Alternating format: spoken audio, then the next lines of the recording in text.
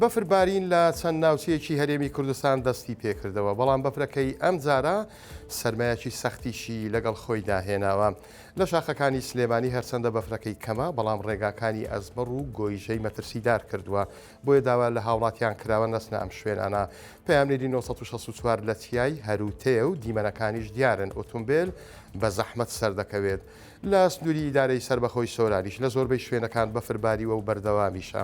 خوسرەت سادق بەڕێوەبەری پاراستن و چاکردنی ڕێگاوبانی سۆران بە 964 ڕاگەیان بەفرێکی زۆر باریوە، هەرچەندە تیمەکانیان خەریکی پاکردنەوەن، بەڵام دەڵێت هەموو ئۆتۆمبیلێکی ئەوە نییە خۆی لە ڕێگای چۆمان بۆ حاجیۆمەران بدات ئەگەر ئۆتۆمبیلەکانیان دەبل ئەکسل یاخۆت زنجیریان نەبەست بێت.